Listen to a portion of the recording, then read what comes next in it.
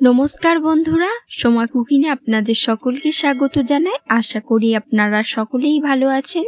আমি আবারও একটা নতুন রেসিপি নিয়ে চলে এসেছি। যাদের মাছেতে গন্ধ মনে হয় এবং মাছ খেতে খুবই ভালোবাসো তাদের জন্য এই রেসিপিটা একদম পারফেক্ট রেসিপি হবে। হ্যাঁ বন্ধুরা, আমার আজকের রেসিপি কুমড়ো আলু দিয়ে মাছ তৈরি করে দেখাবো এবং সেই মাছের তরকারিও করে দেখাবো।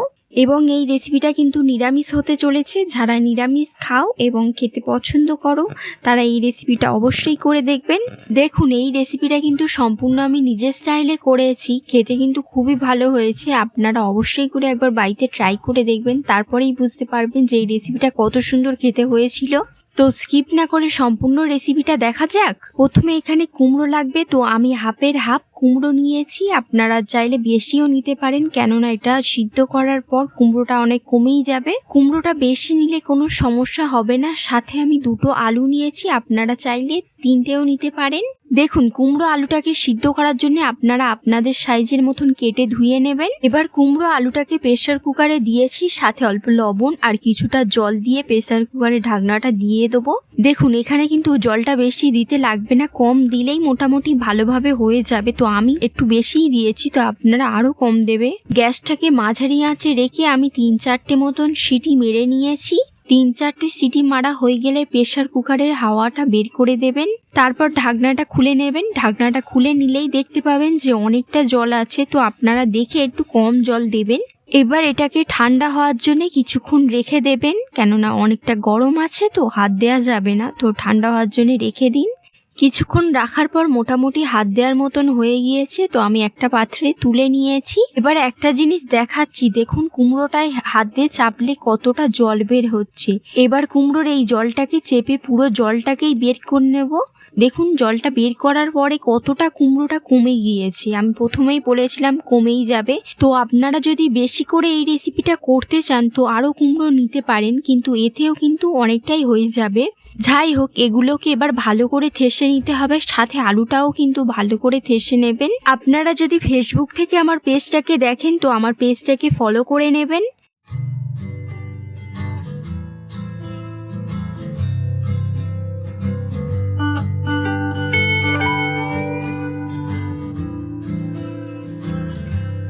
আমার ভালোভাবে ঠাসা হয়ে গিয়েছে। এবার স্বাদ মতন লবণ, অল্প হলুদ গুঁড়ো, অল্প লঙ্কার গুঁড়ো, সাথে অল্প জিরে গুঁড়ো, মাছের সানরাইজ মশলা, অল্প আদা বাটা কিছুটা দিয়ে দেবো। কুমড়োটা নরম হয়ে যাচ্ছে বলে আমি 2 চামচ মতন বেসন দিয়েছি। আপনাদের কুমড়োটা যতটা নরম থাকবে সেই হিসাবে বেসনটা দেবেন।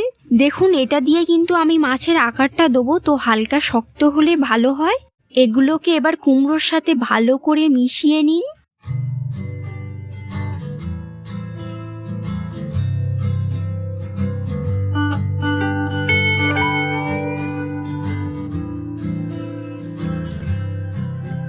এটা ভালোভাবে মেশানো হয়ে গিয়েছে, তো এবার আমি একটা বড় দেখে থালা নিয়ে নেব। ওই থালাতে অল্প করে কুমড়োর মিশ্রণটা নিয়ে নেব। এবার মাছের দাগার মতন শেপ দিতে হবে। ভিডিওতে যেমন দেখাচ্ছে তেমন ভাবে মাছের শেপটা দিয়ে দিন। মাছটা দেখতে সুন্দর হলে তেমন ভাবে খাওয়ার ইচ্ছাটাও হবে, তো আপনারা দেখে করবেন।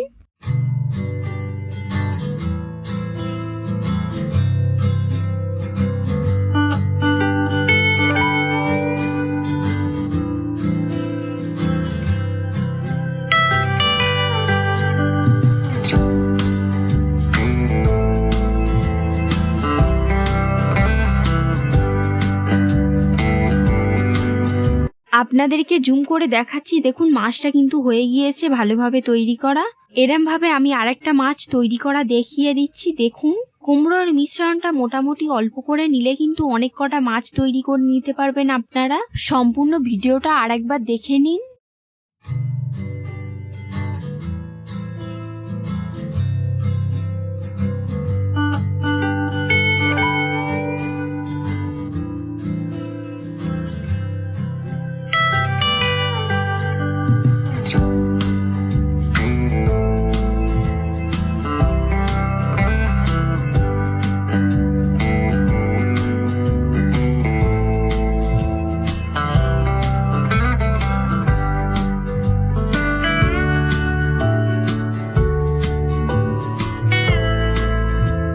দেখুন ওইভাবে আমি সব মাছের দাগা কিন্তু তৈরি করে নিয়েছি। দেখুন কত সুন্দর দেখতে লাগছে, আর মাছের কালারটাও কিন্তু তেমন সুন্দর হয়েছে।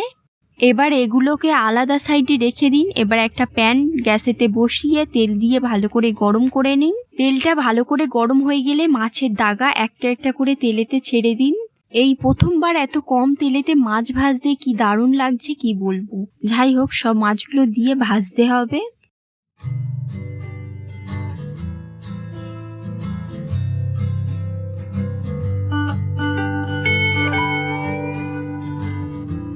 আমি ভাবছিলাম এইবারের দিকে আর মাছ দেবো না, এইগুলো ভেজে নিয়ে তারপরে মাছ দেবো, কিন্তু তারপরে ভাবলাম দিয়েই দিই।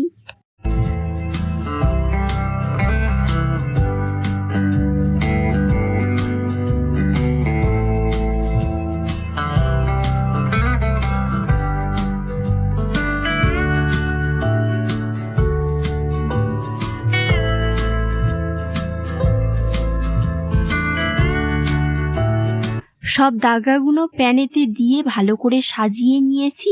এবার এগুলোর এপিঠ ওপিঠ উল্টে ভালো করে ভেজে নেব।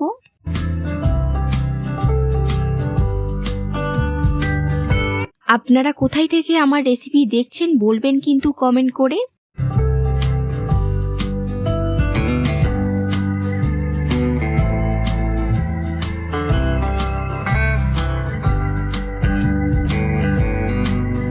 দেখুন দাগাগুলো কিন্তু আমি ভালো করে ভেজে নিয়েছি, লাল লাল ভাব হয়ে গিয়েছে। এবার এটাকে রেখে দিয়ে তরকারি করার জন্য প্যানেতে কিছুটা তেল দিয়ে দেবো। গরম তেলেতে অল্প 5 ফোড়ন, 2টো তেজপাতা আর 2টো শুকনো লঙ্কা দিয়ে কিছুক্ষণ ভেজে নেব। এটা ভাজা হয়ে গেলে 2টো কাঁচা লঙ্কা। এই তরকারিটা কিন্তু আমি অল্প তেলেতে বানাবো, আর খেতে কিন্তু সত্যিই খুবই ভালো লাগবে। এবার আমি একটা বড় দেখে টমেটো কুচি করে কাটা দিয়ে দেবো। এই টমেটোকে আস্তে আস্তে নরম হতে দেবো। আপনারা চাইলে এই রেসিপিটা পেঁয়াজ রসুন দিয়ে করতে পারেন, তাহলে ওটা আমিষ হয়ে যাবে। আর এটা কিন্তু আমি নিরামিষ করব, তাই আমি এখানে পেঁয়াজ আর রসুন দেবো না। যাই হোক, টমেটো নরম হয়ে গেলে অল্প আদা বাটা দিয়ে দেবো। দিয়ে এটাকে এবার কষতে হবে। আপনারা চাইলে এই পর্যায়ে তেল দিতে পারেন, কিন্তু আমি তেল একদমই আর দেবো না। এবার স্বাদ মতন লবণ দেবো, সাথে 1 চামচ হলুদ গুঁড়ো আর অল্প লঙ্কার গুঁড়ো দেবো। আপনারা চাইলে কাশ্মীরি লঙ্কার গুঁড়ো দিতে পারেন, এতে কিনা কালারটা দেখতে ভালো লাগবে। এগুলোকে এবার হালকা করে কিছুক্ষণ কষে নেব। মশলাটা যাতে চুঁয়ে না যায় তার জন্য অল্প করে জল দিয়ে দেবো।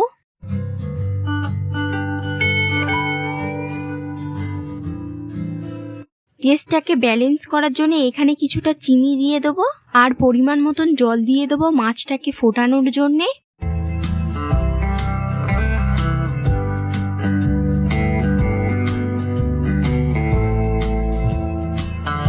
মাছের ঝোলটা ভালোভাবে ফুটে উঠলে একটা একটা করে মাছের দাগা ঝোলেতে দিয়ে দেবো।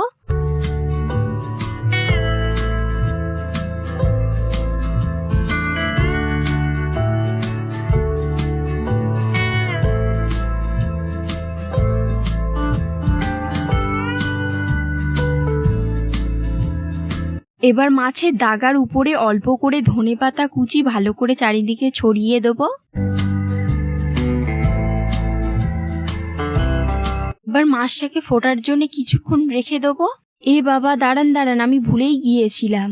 অল্প জিরে গুঁড়ো আর অল্প গরম মশলা গুঁড়ো ছড়িয়ে দেবো। এবার ঢাকনাটা দিয়ে কিছুক্ষণ ফুটিয়ে নেব। কিছুক্ষণ পর ঢাকনাটা খুললেই তৈরি হয়ে যাবে নিরামিষ কুমড়োর মাছের ঝোল। মাছের ঝোলটাকে বেশিক্ষণ ফোটাতে লাগবে না। আর আমি এই মাছের ঝোলটা কিন্তু শুকনো শুকনো করেছি। খুব সহজে অল্প কিছু উপকরণ দিয়ে কুমড়োর মাছের ঝোল তৈরি করে দেখালাম। এই রেসিপিটা দুপুরের গরম ভাতের সাথে পরিবেশন করবেন। আশা করি আপনাদের খুবই পছন্দ হবে রেসিপিটা ভালো লাগলে অবশ্যই একবার বাড়িতে ট্রাই করে দেখবেন। আমাকে কমেন্ট করে জানাবেন রেসিপিটা কেমন হয়েছে। সত্যি কথা বলতে গেলে এই নিরামিষ রেসিপিটা দারুণ হয়েছিল। আমি তো অতটা নিরামিষ খেতে পছন্দ করি না, কিন্তু আমার এটা দারুণ লেগেছে। আমার চ্যানেলে নতুন দর্শক হয়ে থাকলে আমার চ্যানেলটা সাবস্ক্রাইব করার অনুরোধ রইল। পাশে থাকা বেল আইকনটা অবশ্যই প্রেস করবেন, যাতে আমার চ্যানেলে নিত্য নতুন ভিডিও আপনাদের সবার কাছে সবার আগে পৌঁছে যাবে। স্কিপ না করে সম্পূর্ণ রেসিপি দেখার জন্য অনেক অনেক ভালোবাসা রইল। রেসিপিটা ভালো লাগলে লাইক শেয়ার সাবস্ক্রাইব করে আমার পাশে থাকবেন। আপনাদের মোটিভেশন আমাকে আরো উৎসাহ করে তুলবে। আশা করি আগামী দিনে আপনাদের জন্য আরো নতুন নতুন রেসিপি তৈরি করে দেখাতে পারি। আজকের রেসিপিটা কেমন হয়েছে লাইক শেয়ার কমেন্ট করে আমাকে জানাতে ভুলবেন না কিন্তু। Thank you for watching my video. ভালো থাকবেন, সুস্থ থাকবেন, ধন্যবাদ। আবারও দেখা হবে নতুন একটা রেসিপি নিয়ে।